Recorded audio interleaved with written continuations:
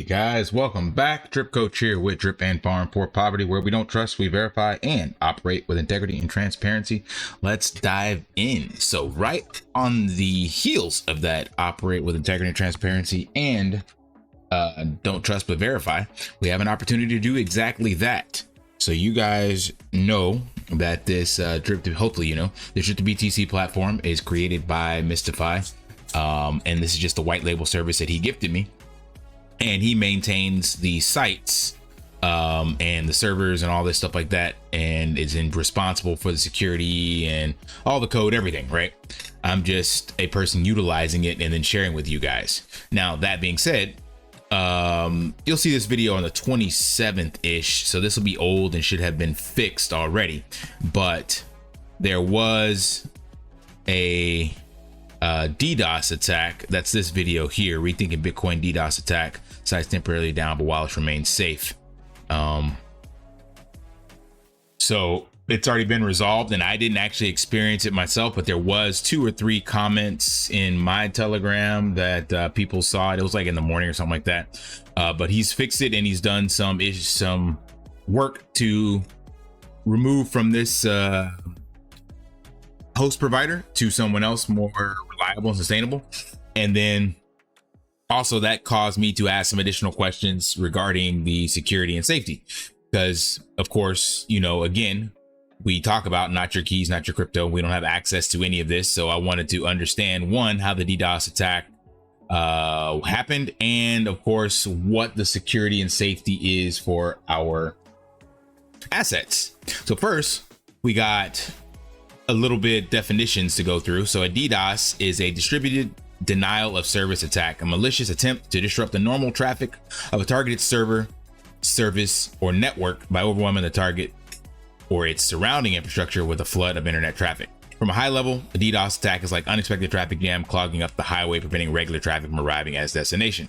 Now, on the surface, a lot of this can just be, kind of think of it like if from the 90s, grew up in the 90s, a lot of graffiti and stuff and people tagging. It's just a way to just deface something or be vandalized, essentially. So on the surface of this, it could just be an annoyance because the site is down and someone's just using this to just take the site down. Now on the back end, they could be trying to also penetrate and find exploits and vulnerabilities for something much more sinister, and using the DDoS as kind of a smoke screen, if you will. So what I did is I sent a couple questions to Mystify to get some details.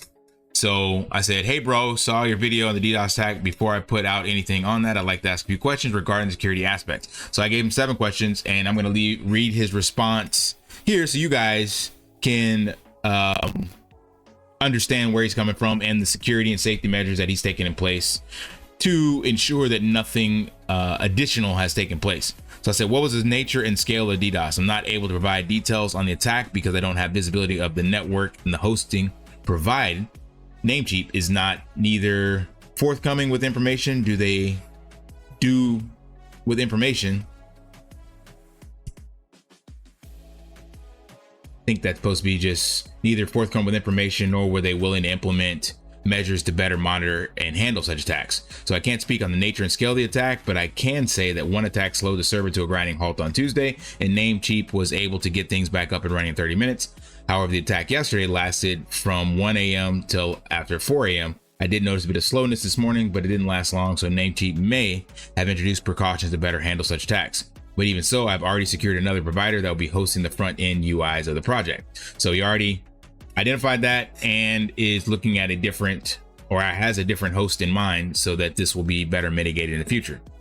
How did the attack impact your server infrastructure and data integrity? No impact at all. These attacks are only on the server hosting the UI, and no critical data is stored at this level. So this was only from the front end. The only data stored at this level is text translations, country code identifiers, Bitcoin wallet address with associated wallet IDs, and user-defined descriptions that are encrypted, and user emails addresses also encrypted. So none of that was actually violated, so to speak. What measures were in place to mitigate the impact of the DDoS attack? Of course, the design to separate and have the front end user interface run on completely separate servers and host is key. So he's got the front end on one server and like the back end where the private keys and all that stuff on a separate server. And there's no critical data at this level. So any backdoor attempts that may have been hiding behind an attack would prove useless because there's no relevant data to hack or exploit. So the core wallet software remains secure. But in regards to Namecheap, they clearly had nothing in place to mitigate the impact from the DDoS. So this was all due to the host provider. And that's why he's gone and found someone else. So this is great that this actually took place because it shows, you know, that there are people out there looking to take this down. I think we've seen that in the Drip ecosystem. So there are definitely some malicious actors that have this kind of experience, and be they do it just for fun or that they are actually the ones that have been draining the wallets and stuff like that in the ecosystem to begin with. I have no idea, but that is the ugly side of crypto, unfortunately. But the only impact from this is system downtime. Still, I can't deal with a tech team that is not willing or able to implement solutions to make their system safer and more inviting for commerce. Can you confirm whether there was any unauthorized access, private keys, or other sensitive data? I can confirm that there was absolutely no unauthorized access, private keys, or sensitive data. Such info is another 2 layers behind. Now, again, this is the double-edged sword of centralized exchanges, just centralizing information anywhere, because on the flip side, you have sovereignty when you own everything yourself and you are responsible for it. But we also know that people like to leverage other entities to store information for convenience, and we're hoping that that is safe. So in this case, nothing unauthorized was shared. But if you've been around for a while, you're familiar with data breaches that happen all the time from bigger companies where your data actually gets exposed and put out on the dark web, like Yahoo, 3 billion user accounts with passwords and email addresses. Microsoft had 30,000 in the US. Real Estate Wealth Network, 1.5 billion records, tax IDs and names and addresses. First American Financial Corp had bank accounts and driver's license, like all this stuff. And I'm dealing with this now is, which can make you a victim of identity fraud. So, in this case, you know, yes, this would suck, but you would lose access to your Bitcoin. But again, nothing happened here. But all I'm trying to say is draw the parallel that attacks happen all the time. And what you want to have is someone or a company that actually ensures that this is separated so that you can operate safely. Or again, like I mentioned, you actually don't keep too much on here and you store everything else in cold storage, right? So that way you get the best of both worlds. But again, shout out to Mystify because he'd already thought of that and kept things separated to begin with. What are the current security protocols for storing private keys? Private keys are only stored on servers that are running the Bitcoin core software and the node interface software for these wallets. However, these keys are encrypted and sent to the core wallet software so that the same keys can be imported on all servers that are running the Bitcoin core and node interface software. Encryption and decryption logic only exist on servers running the Bitcoin core node interface software. So that's just a long way of saying it's kept separate. So what was the DDoS attack itself was from the front end, and then these are private keys and everything are stored and encrypted separately on the Bitcoin core and node interface software. Since the attack, what steps have you taken to secure infrastructure and private keys? There were no steps needed to secure the infrastructure or private keys because none of this was close to being compromised. But I have taken steps to find another hosting provider that does DDoS protection and server monitoring. Things are being set up as we speak. Once that's done, I'll be installing a test version of server to ensure that all configuration settings are working properly for hosting the UIs. And once that's completed, I will migrate our sites over to the new host. Is there ongoing forensics investigation? Have you involved any external cybersecurity experts? That would be a question for Namecheap, but I have not personally inquired of any cybersecurity experts. That will be a waste of time, money, and energy for me. All right, so that to me is enough validation that yeah, things are SAFU. Continue using the platform as indicated, and Bitcoin is on a nice little dip right now. So I forgot who I was talking to. I think Paul, the developer in my channel, he was talking about his USD value going down, and that is a direct reflection of Bitcoin. Like there's nothing you can do about that. The whole name of the game, I keep trying to iterate this and beat this point home is that you're trying to accumulate more Bitcoin. Stop worrying about this number and focus solely on accumulating more Bitcoin, aka Bitcoin over here on your ledger side where you can send this out, or the exact equivalent of credits on this side. That is the name of the game. And if you do that, then you will be part of the top 1% or whatever that actually has exposure to this, because it will get much, much harder to gain pieces of Bitcoin as the price continues to appreciate. So don't worry about the USD value. Remember, Bitcoin is a long-term asset. If you're looking to flip, you know, and get 10% or something like that, like a quick flip for a pump, then you probably shouldn't be utilizing this platform or accumulating Bitcoin. Focus on the memes and other shit tokens, because this is meant to be a long-term store of value. And at some stage, you know, probably some decentralized finance opportunities for you to take loans out against this in a much more secure way with insurance, things of that nature. Borrow and lending is coming to DeFi. So having, you know, be a whole coiner, as they say, you might be able to then take out some low interest loans and leverage that the same way the rich do currently. So it's not something you're supposed to be just trying to flip, in my humble opinion. You can do what you want, but worrying about this number going up or down and not focusing on just getting more credits and Bitcoin, to me, is just a waste of your time. So on this wallet, what I am trying to do now is still accumulate more credits on here, but I also don't want this to extend too far out into the future. Like, I don't want to just say, like I said, have just dashboard divs just sitting there. So like right now you got 34 cents times 24, it's like $8 a day. So what I'm gonna do, what I want to attempt to do, is now look at buying credits that are a little less than the $8 a day that I'm generating, just to see if I can still get this to eventually pay itself out, rather than just be sitting there forever and ever and ever. Because as of right now, 1661 divided by 8, that's 207 days. So that's just over 3 months. We'll call it, I'm sorry, just over 6 months.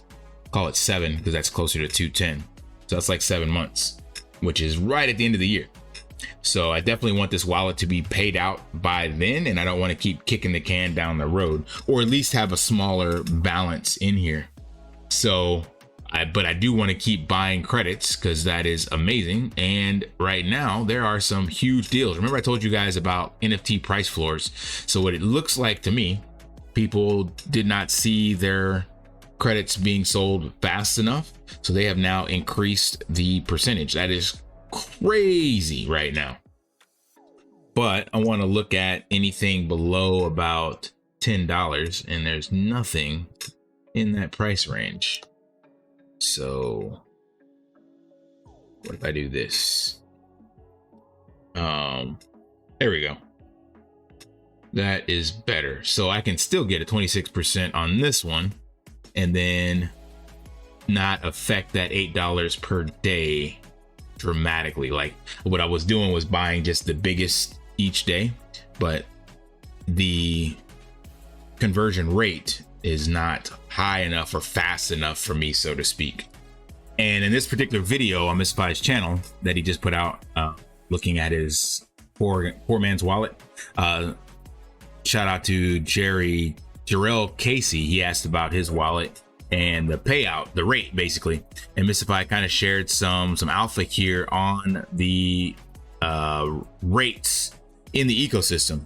So he said, I just checked your wallet. Your current rate is 521. This is the 10th highest position, and the conversion rates above this are 522, 527. Anyway, I wanted to look at this one. So 850 is currently like what the highest rate is sitting at.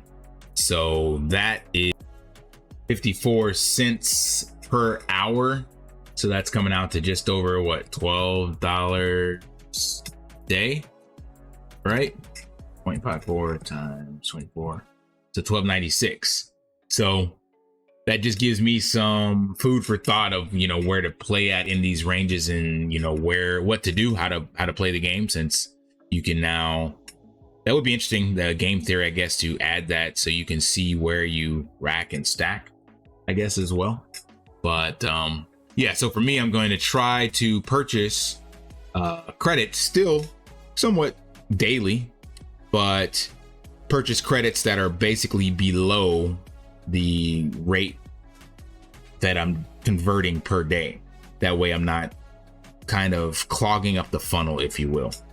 So that's my theory. I have no idea how it's going to play out. I'm just testing things in real time and sharing it with you guys and getting your thoughts on it. But that's how I'm using this. One other game theory thing I thought about, and I know Mr. Spy's got a lot on his plate, but it'll be interesting to put this as Satoshis versus Bitcoin, because I think people enjoy having large numbers of tokens, i.e. meme tokens such as SHIB and all that stuff. It's like, oh, I bought 1 billion SHIB and like it cost them $10, right? So I think this would gamify things a bit, because someone seeing that they have 10,000 Satoshis feels better psychologically, I think, than telling them that they got 0.00001 Bitcoin. I don't know. That's just my thesis.